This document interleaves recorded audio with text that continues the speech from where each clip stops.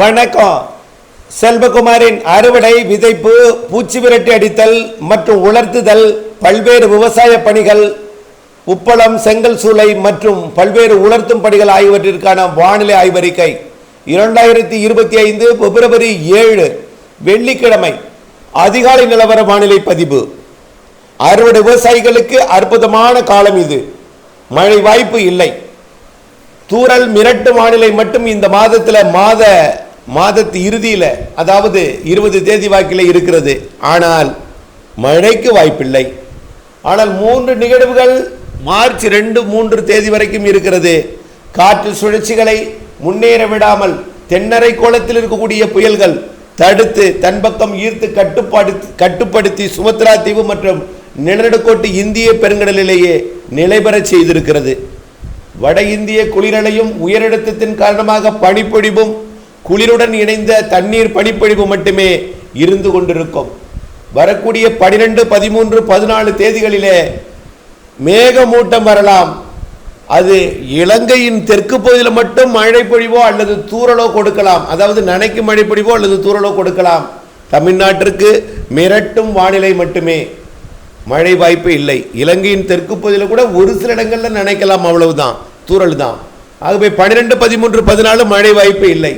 அடுத்த மழை வாய்ப்பு நாம் எதிர்பார்க்கப்பட்ட நாள் 22, 23, 24. அந்த திகழ்வும் இலங்கைக்கு மட்டுமே மழை பொழிவை கொடுக்கும் என்று எதிர்பார்க்கப்படுகிறது. தமிழ்நாட்டின் தென் மாவட்டங்களில் மிரட்டி தூறலை கொடுக்கும், டெல்டாவிற்கு மிரட்டல் மட்டும் கொடுத்து விட்டு போகும் என்று எதிர்பார்க்கப்படுகிறது. ஆக பிப்ரவரியில் உறுதியாக மழை இருக்கிறது என்று சொல்வதற்கு வாய்ப்பில்லை. மழைக்கு வாய்ப்பு இருக்கிறது, அது தூறலாக மட்டுமே கொடுத்து விட்டு போகலாம். அதுவும் கூடுதல் வாய்ப்பு இலங்கையின் தெற்கு பகுதிக்கு மட்டுமே. தென் தமிழ்நாட்டிற்கு மிரட்டலும் டெல்டாவிற்கு மிரட்டலும் வரக்கூடிய 12, 13, 14, அதை விட கூடுதல் மிரட்டல் 22, 23, 24. ஆக பிப்ரவரியில் அறுவடை விவசாயிகள் நிம்மதியாக அறுவடை செய்யலாம். அறுவடை மற்றும் வைக்கோல் சேகரித்தல், தீவன பயிர் எல்லாவற்றிற்குமே, உலர்த்துதல், பூச்சி விரட்டி அடித்தல், எல்லா பணிகளுக்குமே பிப்ரவரி மாதம் சிறப்பான ஒரு வாய்ப்பை உங்களுக்கு வழங்கும். மழையை எதிர்நோக்கி இருப்பவர்களுக்கு மட்டும் இப்பொழுதைக்கு மழை இல்லை. மார்ச் 2, 3, 4 தேதிகளிலே வரக்கூடிய நிகழ்வு சற்று ஏறி வரும் என்று எதிர்பார்க்கப்படுகிறது. அதாவது நிலநடுக்கோட்டுக்கு தெற்கே இருக்கக்கூடிய புயல்கள் எல்லாம் செயலிழந்து நிலநடுக்கோட்டை ஒட்டி சாதக அமைப்பை ஏற்படுத்தலாம். மார்ச் 21 தேதி வாக்கிலே சூரியனின் குத்துக்கதிர் நிலநடுக்கோட்டிற்கு வரும் என்பதனால மார்ச் முதல் வாரத்திலிருந்தே கொஞ்சம் கொஞ்சமாக வளிமண்டலம் சாதகம் அடையும். அதன் அடிப்படையில் மார்ச் 2, 3, 4 தேதிகளில் எதிர்பார்க்கக்கூடிய அந்த காற்று சுழற்சி நனைக்கு மழை பொழிவை கொடுக்கும் என்று எதிர்பார்க்கப்படுகிறது. இதுதான். ஆகவே எல்லோருக்கும் நினைக்காது, ஆங்காங்கே நனைக்கு மழை பொழிவை மார்ச் 2, 3 தேதிகளிலே கொடுக்கும். அதற்கு அடுத்த மழை மார்ச் 12, 13, 14 இருக்கும். அதற்கு அடுத்தது மார்ச் 22, 23, 24. அதற்கு அடுத்தபடியாக மார்ச் இறுதியில், ஏப்ரல் முதல் வாரத்தில், கண்டிப்பாக ஏப்ரல் மே, மார்ச் இறுதி வாரத்தில் இருந்து ஏப்ரல் மே காற்று சுழற்சி நனைக்கு மழை பொழிவு அவ்வப்பொழுது வந்து கொடுக்கும். புழுக்கமும் வெயிலும் இடையிடையே இருக்கும். ஒரு சில நாட்கள் அனல் வெயில் கொடுத்தாலும் சராசரி வெயிலை பார்க்கும் பொழுது, ஒட்டுமொத்த சராசரியை பார்க்கும் பொழுது சராசரி வெயில் இருக்கும். சராசரிக்கு சற்று குறைவான வெயில் கூட இருக்கலாம். ஆனால் உணர்வு வெப்பம் கூடுதலாக இருக்கும். அதாவது புழுக்கமாக இருக்கும், வியர்வையாக இருக்கும். இந்த ஆண்டு கோடை பெரும்பாலும் அனலை விட வேர்வை நாட்கள் கூடுதலாக இருக்கும். அனல் நாட்களும் இருக்கும், ஆனால் பெரும்பாலான நாட்கள் இருக்காது. ஆக மழை பொழிவுகள் இருக்கிறது ஏப்ரல் மேயில் என்பதை ஏற்கனவே தெரிவித்திருக்கிறேன். கண்டிப்பாக ஏப்ரல் மாதம், மே மாதம் 2 மாதத்திலையும் தலா ஒரு நிகழ்வுகள் நிறைய இருந்தாலும் 10 நாட்களுக்கு ஒரு முறை நிகழ்வுகள் இருந்தாலும் எல்லாம் தூறல் சரலாக போகும், மிரட்டு மாநிலையோடு போகலாம். ஆனால் ஒரு நிகழ்வாவது ஏப்ரலில் 1, மேயில் 1 ஸ்ட்ராங்காக இருக்கும். நிச்சயமாக இந்த ஆண்டு ஏப்ரல் மேயில் பெரும்பாலும் ஏப்ரல் மே நிகழ்வுகள் வட மாநிலங்கள், அதாவது மேற்கு வங்கம், அதாவது வங்கக்கடலோட வடக்கு பகுதிக்கு, மேற்கு வங்கம், வங்கதேசம் மற்றும் ஒடிசா, ஆந்திர பிரதேச பகுதியை நோக்கி செல்லும். ஆனால் இந்த ஆண்டு நிகழ்வுக்கு சாதகமான பகுதி தெற்கு ஆந்திர, தமிழ்நாடு, இவற்றை இந்த பகுதியாக இருக்கும் என்பதனால ஏப்ரல் மே மழை பொழிவிற்கு சாதகம் இருக்கிறது. ஆனால் மாதத்தில் 30 நாளும் மழை பெய்து விடாது. 30இல் 4 நாள் 3 நாள் மட்டுமே மழை, மீது நாட்கள் வெயில்.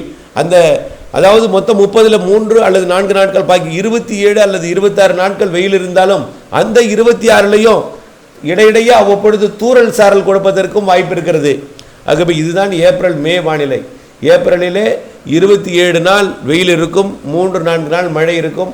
அந்த 27லும் ஒரு சில நாட்கள் தூறல் சாரல் கொடுப்பதற்கும் புழுக்கமான வானிலையை கொடுப்பதற்கும் வாய்ப்பு இருக்கிறது என்பதை தெரியப்படுத்த விரும்புகிறேன். ஆக மழைப்பொழிவை பொறுத்த வரைக்கும் சேமிக்கும் அளவு மழைப்பொழிவுன்னா அது ஏப்ரல் மே. ஆகவே ஏப்ரல் மேயில் பெய்யக்கூடிய மழைப்பொழிவை நீங்கள் திட்டமிட்டு சேமிப்பதற்கு உங்களுடைய நிலப்பகுதிகளில் விவசாய நிலத்தில் 10% இடத்துல மழைநீர் சேகரிப்பு அமைப்பை ஏற்படுத்துங்கள். எதிர்காலத்தில் கண்டிப்பாக சீரான மழைப்பொழிவுகள் இருக்காது. கண்டிப்பாக சேர்த்து பெய்யும். ஒரு பருவமழையில் பெய்யக்கூடிய 3 மாதத்தில் பெய்யக்கூடிய மழை 3 நாளில் பெய்யும். ஆண்டில் பெய்ய வேண்டிய மழையை 6 நாளில் பெய்யும். இப்படி ஒரு குறிப்பிட்ட இடங்களிலே எந்த நாளிலும் கொட்டலாம். அவை அந்த நாளில் கொட்டும் பொழுது நாம் சேமித்து வைத்து பயன்படுத்துவதற்கு நாம் மழைநீர் சேகரிப்பு அமைப்பை ஏற்படுத்த வேண்டும். விவசாயம் விதைக்கும் பொழுது மழை, வளரும் பொழுது ஒரு மழை என்று இருக்காது. நிச்சயமாக தேவைக்கு பயன்படுத்த நம் கவலையின்றி விவசாயம் செய்ய கைவசம் நீர் தேக்கினால் கவலையின்றி விவசாயம் செய்யலாம் என்பதை நீங்கள் புரிந்து கொள்ள வேண்டும். மழைநீர் சேகரிப்பு அமைப்பை ஏற்படுத்தி கொள்ளுங்கள். ஆகவே அறுவடைக்கு எந்த அச்சுறுத்தலும் இல்லை. மார்ச் முதல் வாரத்தில் மட்டுமே தெரிகிறது. ஆனால் ஏப்ரலில் பிப்ரவரியில் மிரட்டு வானிலை மட்டும் இருக்கிறது. 12, 13, 14, 22, 23, 24. ஆக உலர்த்துதல், அறுவடை, பூச்சி விரட்டு அடித்தல் அனைத்திற்கும் உகந்த மாதம் பிப்ரவரி என்பதை புரிந்து கொண்டு அச்சமின்றி அறுவடை செய்திடுங்கள். வானிலை ஆய்வறை கூட இணைந்திருக்கணும். 12, 13, 14 கூட பெரிய பிரச்சனை இல்லைன்னு சொல்லி நான் உறுதியாக நெருங்கிட்டுன்னு. ஆனால் 22, 23, 24 அறிக்கையோடு இணைந்திருங்கள். மார்ச் 2, 3 நாள் நிகழ்வு எப்படி நெருங்குமா விலகுமா அறிக்கையோடு இணைந்திருந்து ஆய்வறைக்கு இணைந்திருந்து வானிலை மாறுதலிருந்து பணி செய்திட அன்போடு கேட்டுக்கொள்கிறேன். மேலும் பார்த்தீங்கன்னா வரக்கூடிய மார்ச், ஏப்ரல், மே மழை இதை வைத்து நாம் விவசாயம் எதுவும் செய்திட முடியாது. செய்யலாம், மழை இருக்கும். நிகழ்வு வட மாவட்டங்களுக்கு போகுமா, தெற்காந்திரவா அல்லது மத்திய மாந்திர டெல்டா உள்ளிட்ட மத்திய தமிழ்நாடா என்பதை கண்டிப்பாக வரக்கூடிய நாட்களிலே அறிவிப்பேன். ஆனால் அந்த நிகழ்வால் எல்லோருக்கும் சீரான மழைப்பொழிவு, கனமழைப்பொழிவு இவெல்லாம் இருக்காது. ஆனால் இருக்கும் மழை குறிப்பிட்ட இடங்களிலே குறைந்த நாட்களிலே அந்த 2-3 நாளில் கொட்டிவிடும் மழையாக இருக்கும் கண்டிப்பாக.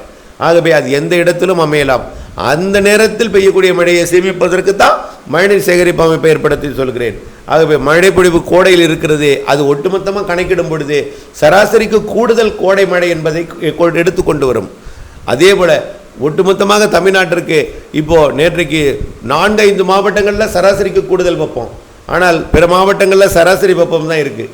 அதனால் அதிகபட்ச வெப்பநிலை உயர்ந்திருந்தாலும் அனைவருக்கும் பெரும்பாலான மாவட்டங்களில் சராசரியும் சில மாவட்டங்களில் உயர்ந்திருக்கிறது. ஆனால் அதே போல் இரவில் மிகவும் குறைந்திருக்கிறது. அதுவும் அதே போல் தான். பெரும்பாலான மாவட்டங்களில் சராசரி குளிர் இருக்கிறது, சில மாவட்டங்களில் கடுங்குளிர் இருக்கிறது. இவையெல்லாம் ஒப்பிட்டு பார்க்கும் பொழுது சராசரியை பார்க்கும் பொழுது கோடை வெப்பம் சராசரி வெப்பம், கோடை வெயில் சராசரி வெயிலாக இருக்கும். ஆனால் கோடை மழை சராசரிக்கு கூடுதலாக இருக்கும் என்பதை தெரியப்படுத்த விரும்புகிறேன். வானிலை அப்டேட்ஸுடன் இணைந்திருந்து பணி செய்து லாபம் அடைந்திட தொடர்ந்து அப்டேட்ஸ் பார்த்திருக்கவும் நன்றி.